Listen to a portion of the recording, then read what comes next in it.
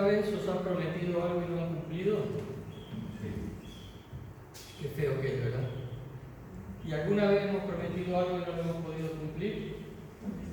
También, ¿verdad? Pero Dios siempre cumple sus promesas. Dice la palabra de Dios que Él no es hombre para que mienta. Es algo inherente a su propia naturaleza. Es la verdad. Dios siempre cumple sus promesas. Y Él no ofrece tampoco esperanzas gratuitas, con buenas palabras, que sepa que no puede cumplir. Dios no es variable, no es voluble, no es caprichoso, no es mentiroso. Su palabra, podemos decir, es su propia garantía. Qué bueno cuando se decía antaño, este es un hombre de palabra, ¿verdad? No hacía falta firmar ningún contrato, porque su palabra era precisamente su garantía. La verdad era parte de su carácter, de su personalidad. Dios nunca miente, Dios siempre cumple sus promesas. Y en este capítulo 18 de Primera de Reyes, el cual podemos extraer muchísimas enseñanzas, no nos da tiempo para ellas, queremos centrarnos precisamente en este aspecto de la palabra de Dios. Fijaros, fue precisamente por la promesa que Dios le hizo a Elías que Elías apareció en la escena bíblica.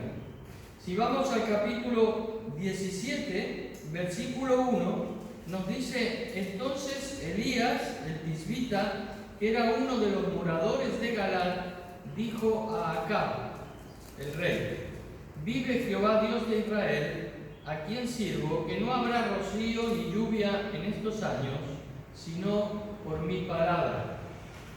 El título del mensaje en esta mañana es El Dios que cumple sus promesas.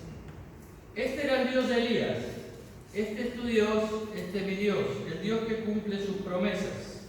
Y es notable ver la valentía de Elías. Elías, del cual no teníamos noticias hasta este versículo 1 del capítulo 17, se enfrenta al rey Acab para llevarle un mensaje que no era suyo, que era de Dios, y un mensaje que seguramente el rey Acab no estaba queriendo escuchar, que iba a venir sequía durante 3 años, durante un largo tiempo, no dice los años de aquí, hasta que Dios lo decidiera. Pero ¿de dónde surge la valentía de Elías? ¿De su temperamento? ¿De su carácter? ¿De su personalidad? No.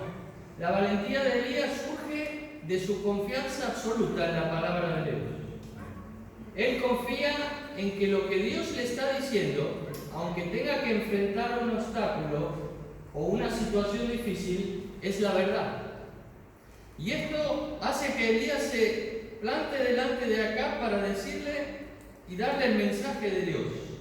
El Señor del cielo había hablado y ese fue el mensaje que Él le comunicó tal cual se lo había dicho el Señor al rey Acab. Y ese mensaje prometía una sequía, prometía que lo que iba a suceder no iba a ser agradable ni para el rey, ni para el pueblo, ni para el propio Elías. Sin embargo, él fue fiel al mensaje que Dios le había dado.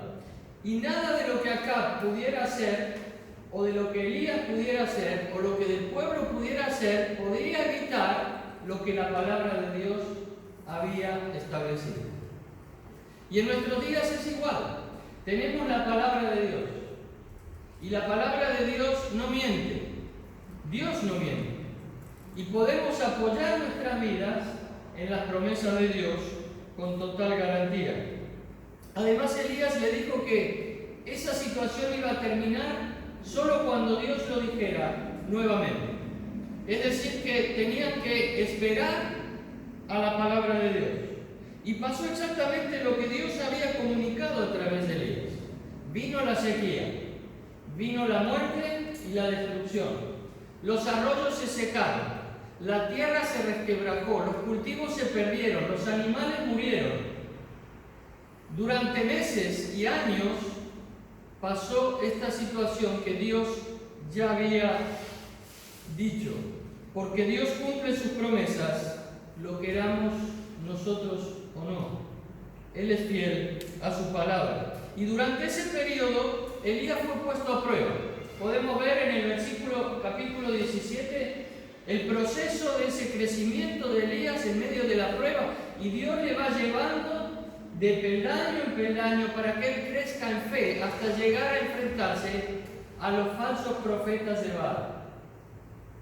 Y es allí cuando vemos que en medio de la prueba y de la espera en las promesas de Dios, nuestra fe crece. Y quizás estás pasando por situaciones difíciles. Quizás estás viviendo una prueba en estos momentos en tu vida. Algo que no sabes por qué te está sucediendo. La sequía que estás viviendo tiene un propósito si nos apoyamos en las promesas de Dios. Dios quiere hacernos crecer en la fe, en la confianza y en la dependencia de Él, pero debemos esperar en sus promesas. Durante ese periodo Elías fue puesto a prueba, como decíamos, pero para la misión que Dios ya había establecido para él de antemano. Elías no lo sabía, Acab no lo sabía, el pueblo no lo sabía, solo lo sabía Dios. Lo único que le pedía era que confiara en su palabra, que confiara en sus promesas. Y a pesar del aparente olvido de Dios durante ese periodo de sequía, a pesar de la aparente inexistencia de Dios en ese momento de sus vidas, Dios estaba haciendo su soberana voluntad, aunque no hubiesen aparentemente noticias de Él. ¿Y cuántas veces nos sucede esto, verdad? Pasamos por momentos de sequía, parece que nuestra vida se mueve en el desierto, que no hay noticias, no hay señales, no hay evidencias de la presencia de Dios, pero algo debemos saber, es que Dios nunca deja de orar, nunca deja de trabajar. Dios está siempre obrando en beneficio de aquellos que le aman, porque Dios jamás olvida lo que promete. Pero vemos el plan de Dios.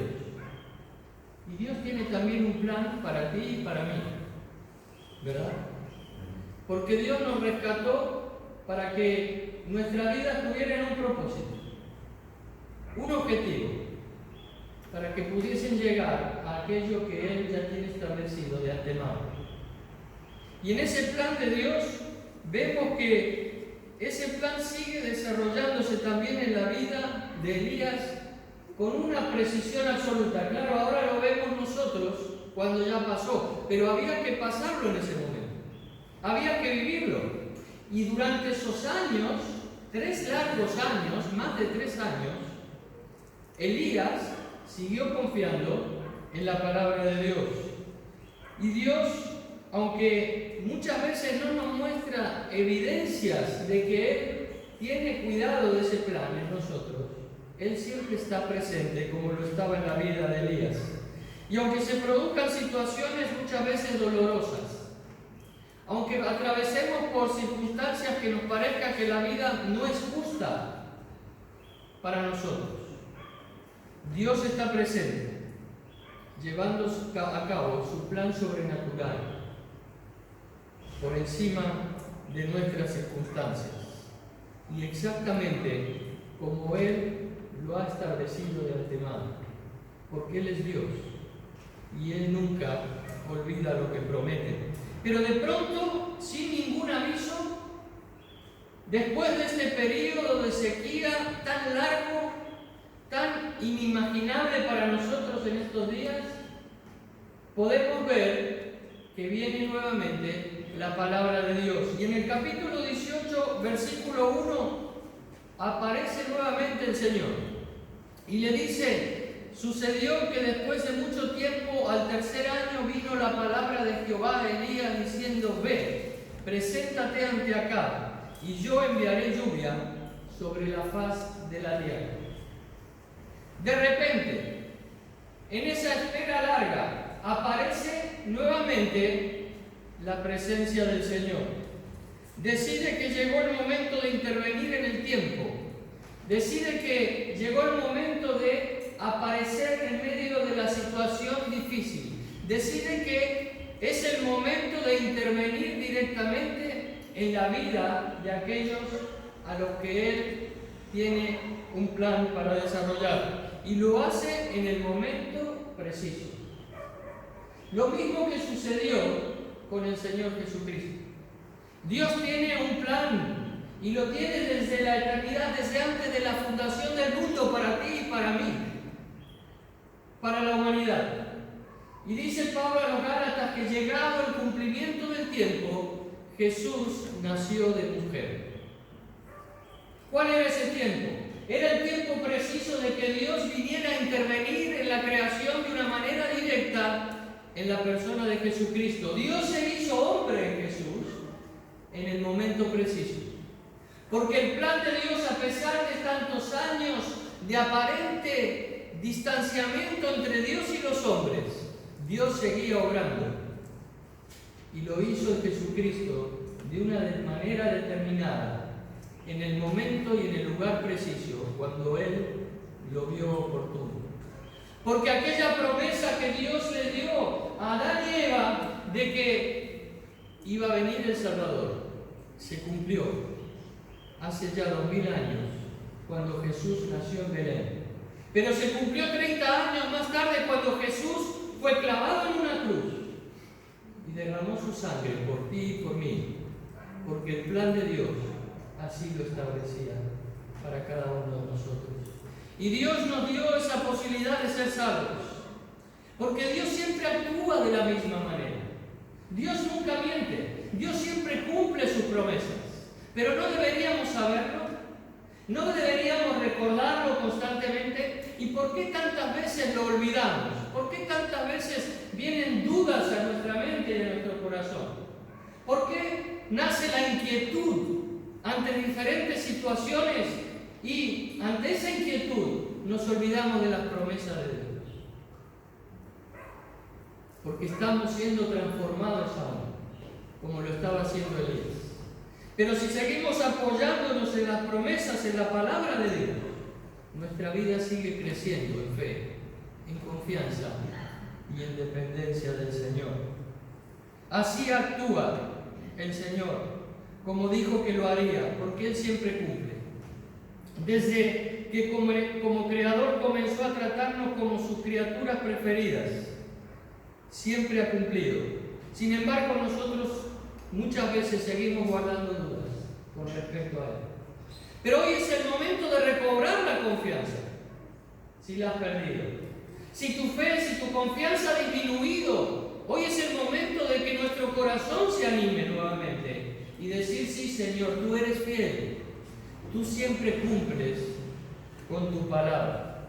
Y el versículo 1 dice: al tercer año, 3 años, más de 3 años, ¿nos podemos imaginar? Hemos pasado 1 año y medio de pandemia y nos parece una eternidad. Más de 3 años y medio de sequía, sin agua, para sobrevivir. Sin embargo, Elías seguía confiando en el Señor. Ni los falsos profetas podían detener esto, como hemos leído en el capítulo 18. Su credibilidad estaba en descenso. Ya no podían hacer nada y el pueblo estaba desesperado. Acab no sabía qué hacer. Nadie podía hacer nada con respecto a esto. No es extraño que Elías captara la atención del pueblo cuando desafió a los profetas de Baal y de Asera, como vemos y hemos leído en el versículo 21. Y acercándose Elías a todo el pueblo, dijo: ¿hasta cuándo claudicaréis vosotros entre dos pensamientos? Si Jehová es Dios, seguidle, y si Baal, id en pos de él. Y el pueblo, ¿qué hizo? No respondió palabra. Se quedaron mudos. Se quedaron mudos. Pero más adelante, cuando Él les dice que vayan en pos de los Baal, de los profetas, no dudan en hacerlo una vez que Dios les ha mostrado quién es Él. Y así somos nosotros muchas veces. Estamos esperando que el Señor sacuda nuestras vidas y muchas veces nos quedamos mudos ante las situaciones sin acudir al Señor, sino esperando que, como Él es Dios, obre el milagro. Pero Elías nos muestra aquí que es necesario actuar. Es necesario actuar ante la sequía muchas veces de nuestra vida. No es extraño que Elías captara la atención del pueblo. Tampoco es extraño que cuando Dios les recordó quién era Él, se postraran sobre sus rostros. Fijaros que dice el versículo 39. Viéndolo todo el pueblo se postraron y dijeron: Jehová es Dios, Jehová es el Dios. Ahora sí, se postraron. Pero tampoco es extraño que Elías no tenga que rogarles para que vayan a degollar a los profetas de Baal y que les persigan. Los mismos profetas a los que ellos estaban obedeciendo a pies juntillas 3 años atrás. ¿Qué había cambiado? Dios había intervenido. Dios había intervenido. Y Dios ha intervenido en tu vida y en mi vida. Ha venido a morar en ti y en mí. ¿Qué mayor milagro que este podemos esperar?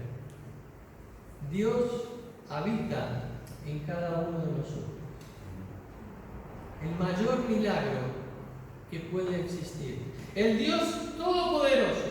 El Dios que los cielos no le pueden contener. El Dios que ha creado todas las cosas es el Dios que habita en ti y en mí por medio de su Santo Espíritu. Y esa intervención de Dios no debe hacernos quedar indiferentes ni mudos. Es necesario actuar, dándole el lugar que solo Él se merece. La aparente demora de Dios produjo maravillas en medio del pueblo por la confianza absoluta de un hombre en la palabra de Dios, de Elías. ¿Estás dispuesto a confiar? De la misma manera, es cuando Dios muestra maravillas en nuestras vidas, cuando confiamos de verdad en su palabra. Pero Elías reclama la promesa, y en esto nos queremos centrar. Era necesario leer el capítulo para situarnos en el contexto. Pero la última parte del capítulo, desde el versículo 41, dice: Elías ora por la lluvia. Ahí vemos la reacción de Elías después de que todo el suceso de esa prueba de fe con los profetas en el Monte Carmelo concluyera. Pero debemos tener cuidado con las promesas de Dios. Hace unos días me enviaron un versículo que eran unas palabras preciosas. Parecían que era para ponerlas en práctica ya, pero cuando indagué en el contexto era de Job, pude ver que no era una promesa del Señor, sino que era un consejo que uno de los amigos de Job le estaba dando a Job. Por lo tanto, no podemos sacar los versículos, como se dice, de su contexto, porque se convierten en un pretexto para sentirnos mejor o para animarnos emocionalmente, pero debemos ir al contexto de la palabra de Dios. Y muchos de los errores que se han producido a través de la historia en el cristianismo vienen precisamente por esto. Incluso se han creado tendencias por sacar versículos de un contexto y afirmar que esa es una verdad, que en realidad no lo es. Y pues dicen que aproximadamente, no las podemos contar quizás, pero alguien lo hizo, hay más de 7.000 promesas del Señor en la palabra de Dios. Pero debemos distinguir entre las promesas del Señor. Hay promesas que son personales y hay promesas que son universales. Personales porque son para una persona en un determinado momento y exclusivamente para esa persona. Por ejemplo, cuando Dios le dice a Josué: dile al pueblo que si recorren las murallas de Israel durante tantos días, las murallas caerán, ¿verdad? No es para nosotros hoy. Tampoco era para ningún otro comandante de ese momento de Israel. Era para Josué. Y era para el pueblo y era para ese momento determinado. Por lo tanto, era personal, no era universal. Pero una promesa universal es, por ejemplo, Juan 3:16. Porque a todo aquel que cree será salvo. Es para todos. Y es para todos hoy. Si crees de verdad en el Señor Jesucristo, serás salvo y tendrás vida eterna. Pero también las promesas no solo son personales o universales, sino que también son condicionales o incondicionales. Por ejemplo, una promesa condicional es 1 de Juan 1:9. Porque si confesamos nuestros pecados, Dios es fiel y justo para perdonar nuestros pecados y ¿qué? Y limpiarnos de toda maldad. Y decimos, qué bien, Dios me perdona, Dios me limpia. Sí, pero hay una condición. ¿Cuál es? Si confesamos nuestros pecados, es decir, si reconozco que he ofendido a Dios y voy y se lo digo, entonces Él me perdona. Es condicional. Pero una promesa incondicional, ¿cuál es, por ejemplo? Es la que dice el Salmo 146. Dios ama a los justos. Los ama a todos los justos. No hay ninguna condición. Él nos ama a aquellos que son justos, sin ninguna condición. Por lo tanto, debemos estar distinguiendo entre las promesas de Dios de un tipo o de otro. Y es importante en este tiempo en que enviamos también tantos mensajes, ¿verdad? Sin leer muchas veces el contexto bíblico. Pero aquí vemos que Elías reclama esa promesa del Señor. Y cuando decimos reclama, no es decirle, Señor, tú me prometiste, debes cumplir. No, sino que es decirle, Señor, yo apoyo mi vida en tu palabra. Apoyo mi vida en lo que tú has dicho, porque tú eres Dios. Y porque tú me amas y sé que eres fiel, sé que cumplirás con tu palabra. Esa es la manera de dirigirse al Señor. Pero vemos también 5 cosas que nos enseña Elías en la manera de dirigirse al Señor, apoyándose en la palabra de Dios. Rápidamente, en el versículo 42, dice, Acab subió a comer y a beber, y Elías subió a la cumbre del Carmelo, y postrándose en tierra, puso su rostro entre las rodillas. Primera condición, primera cosa que hace Elías, ¿qué es? ¿Qué es? Se fue solo. Se fue solo a orar. Dice que se fue al monte Carmelo a orar.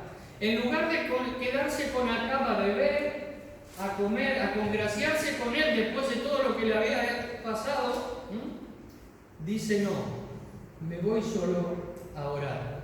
Y qué importante es apartarse para orar. ¿Quién lo hacía?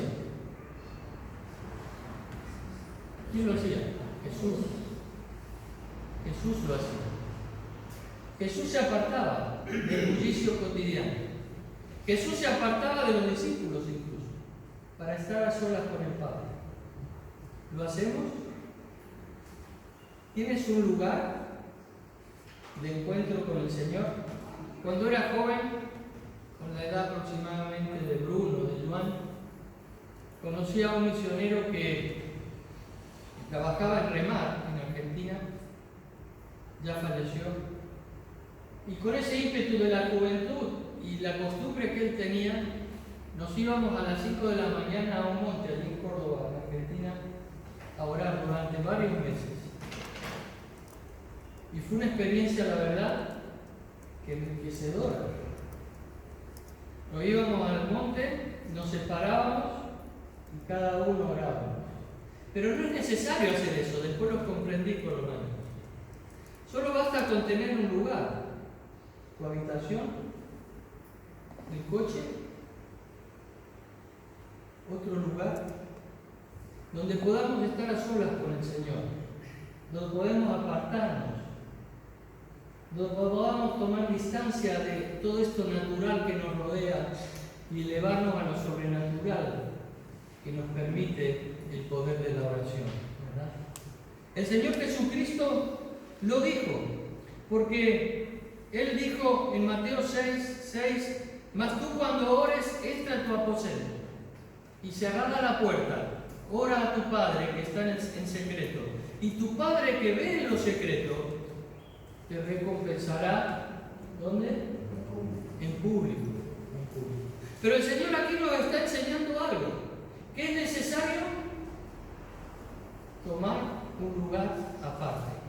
Y estoy convencido de que una de las razones por que somos muchas veces, lo digo por mí, tan negligentes en la oración, es porque no tenemos un lugar para estar con el Señor. Propongamos un reto.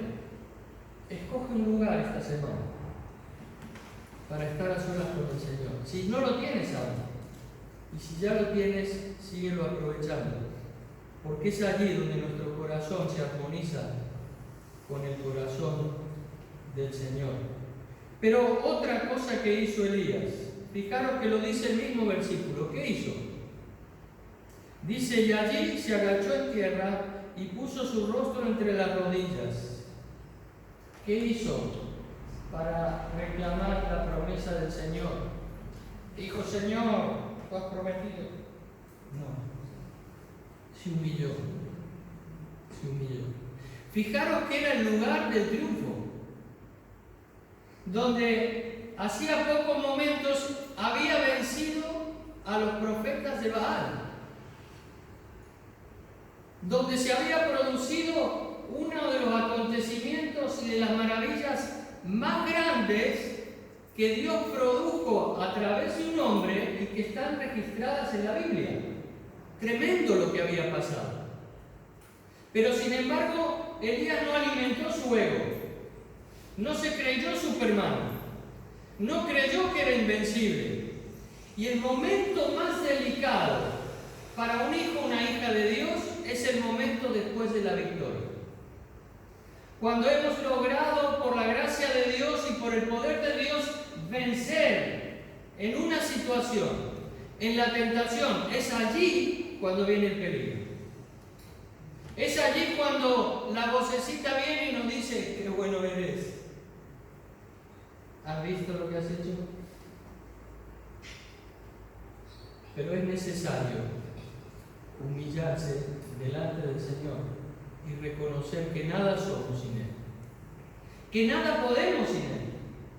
Nada podéis hacer sin mí, dijo el Señor Jesucristo. Y por eso Elías lo hizo de esta manera. La mejor actitud de la oración es la humildad.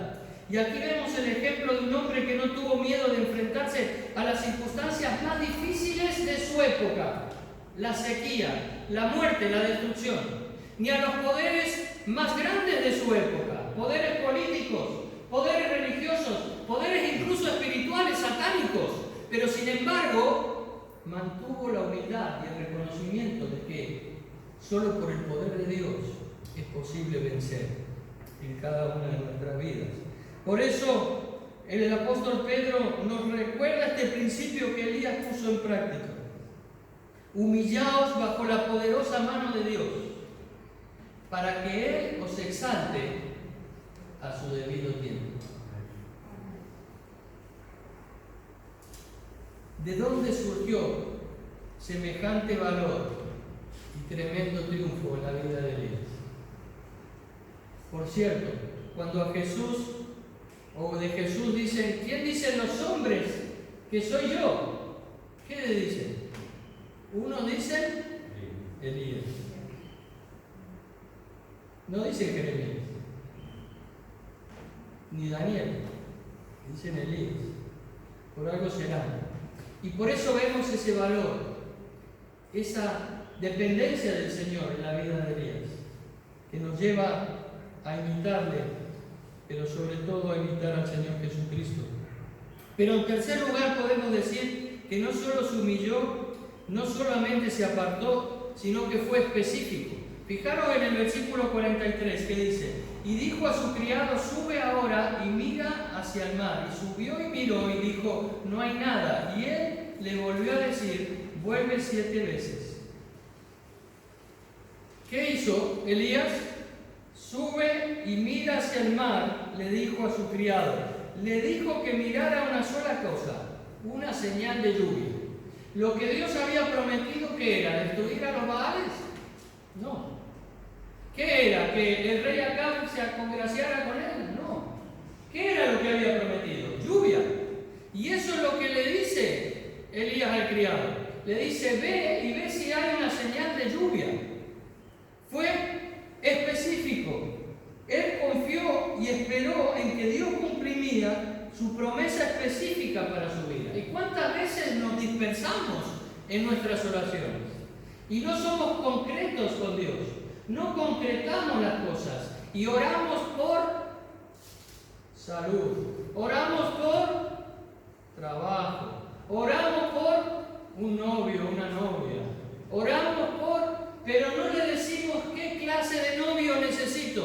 No le digo qué clase de trabajo necesito. No le digo qué necesito en la salud concretamente. Y nos dispersamos en el lodo de la falta de especificidad, de la falta de concreción. Dios quiere que seamos concretos en nuestras peticiones. Si quieres un trabajo, debes decirle, Señor, yo necesito esta clase de trabajo. Porque si quiero servirte, Señor, necesito que no me ocupe el tiempo necesario para hacerlo.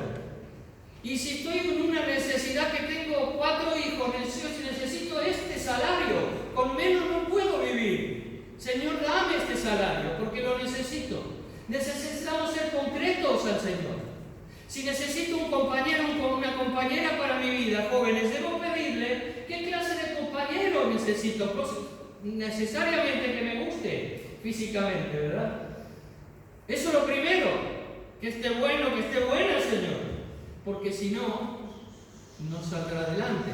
Pero debo decirle, Señor, que sea honesto, que sea espiritual, que sea alguien que me apoye, que sea con estas características, porque te quiero servir como tú quieres que siga adelante.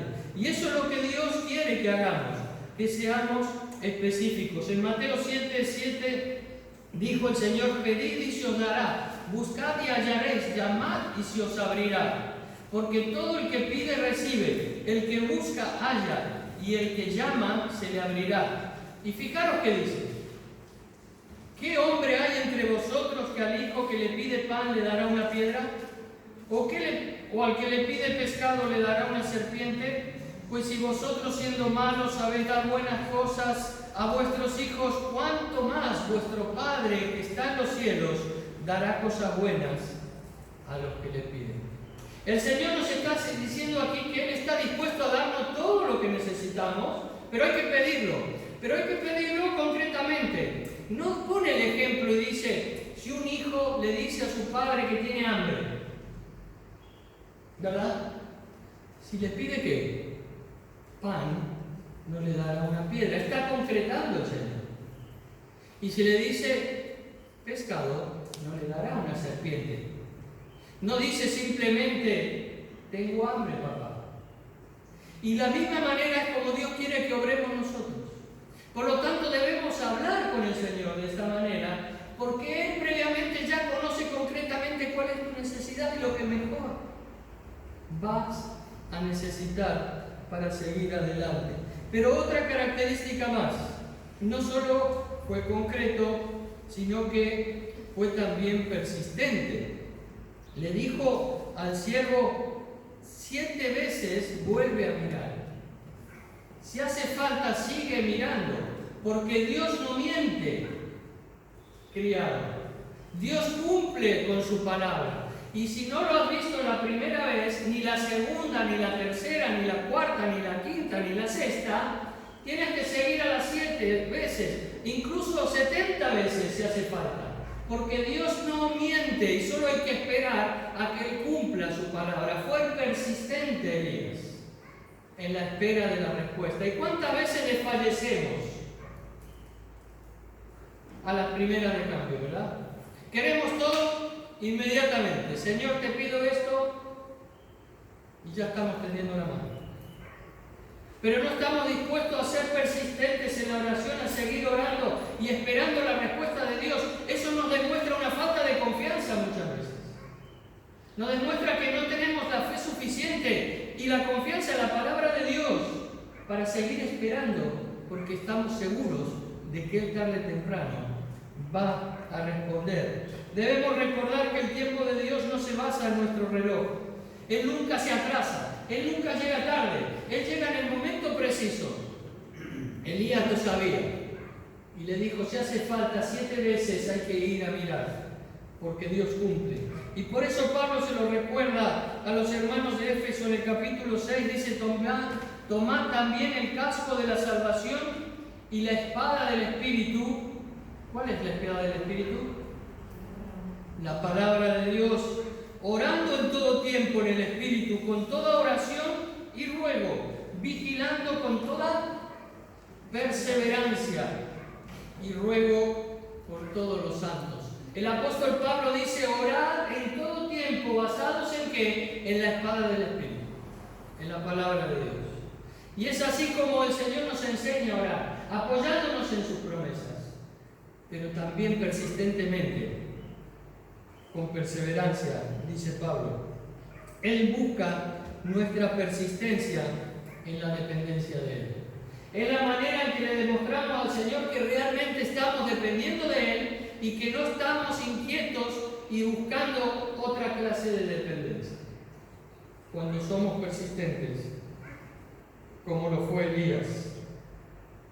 Elías sabía que la respuesta concreta a su oración se produciría en el tiempo de Dios y por eso decidió ser persistente. Pero por último, Elías fue expectante. Fijaros en el versículo 44. A la 7ª vez dijo, yo veo una pequeña nube como la palma de la mano de un hombre que sube del mar. Y él dijo, ve y di a Acab, unce tu carro y desciende para que la lluvia no te ataque. Veo una señal, dice el criado, así, de este tamaño. Una nubecita como la palma de la mano. Imaginaron en la inmensidad de los cielos y del mar esta señal. Insignificante. Pero para Elías era suficiente. Quizás para la indiferencia de Acab hubiese dicho, ¿y esto qué es? Pero para Elías era suficiente porque Elías estaba manteniéndose en la expectativa de la respuesta de Dios, en la expectativa y en la espera expectante de que Dios le iba a responder sí o sí. Y cuando nosotros vivimos de esta manera, estando seguros de que Dios responde, estando seguros de que su palabra es fiel, que Él no miente, y mantenemos esa expectativa en la respuesta de Dios, una pequeña señal nos basta. ¿No te ha pasado? Cuando Dios te ha dicho y te ha confirmado en tu corazón, y si lo quieres contar, dirán, mejor no lo cuento porque van a creer que esto es una chorrada. Pero para ti es suficiente, porque tú estás viviendo en la expectativa de la respuesta de Dios. Y Dios te está dando la señal en tu corazón, como la palma de una mano, en la inmensidad de la incertidumbre. Pero esa señal basta, porque está viviendo en la expectativa de la fe. Eso es la fe, ¿verdad? Porque no lo vemos todo. Pero Elías, sin verlo todo, ¿qué le dijo al criado? Ve y dile a Acab que viene una tormenta tremenda, que si no saca su carro ya, igual no llega. Avísale, porque le va a caer un chaparrón de miedo. Eso es lo que le dijo. Porque estaba basando su vida en la expectativa de que Dios siempre cumple sus promesas. ¿Lo creemos? Ese es el Dios que cumple sus promesas, no el de los Baales, sino tu Dios y mi Dios. Y por eso, cuando le dice, ve y dile a Acab, unce tu carro y desciende, no sea que le detenga la lluvia. Vemos la expectativa de Elías. Él sabía que Dios iba a hacer llover, aunque solo estaba viendo una pequeña nube. ¿Vivimos en esa expectativa celestial? ¿O nos movemos en la indiferencia terrenal? ¿Vivimos en la emoción de las pequeñas señales de vida sobrenatural que Dios nos envía cuando ¿Esperamos en Él? ¿O queremos ver con nuestros ojos humanos todas las cosas? Porque el vivir por fe no es vivir basándonos en lo natural, sino basando nuestra vida en lo sobrenatural, en lo que Dios es capaz de producir, aunque aún no lo veamos. Jeremías 33:3 dice: clama a mí y te responderé. ¿Y qué más? Amén. Y te revelaré cosas grandes, dice, y ocultas, cosas inaccesibles, dice otra versión, que tú no conoces aún. Pero si las quieres conocer, ¿cuál es la condición? Clama a mí, clama a mí. Estamos dispuestos a clamar al Señor. Los niños sí que saben vivir con esa expectativa, ¿verdad? Qué hermosos que son. Siempre me han gustado los niños. Cuando oran, ¡wow! ¡Qué fe pura! Pero cuando vamos haciéndonos mayores, nos vienen frases como diciendo: seamos realistas, las condiciones no están dadas para que esto se produzca, analicemos bien, ¿verdad? Esas frases que vienen a nuestra mente. Pero cuando nos lanzamos como un niño en los brazos de Dios, es allí cuando Dios obra milagros. Milagros, maravillas en nuestras vidas. El Dios de Elías era el Dios que cumplía sus promesas. Era el Dios de las cosas imposibles.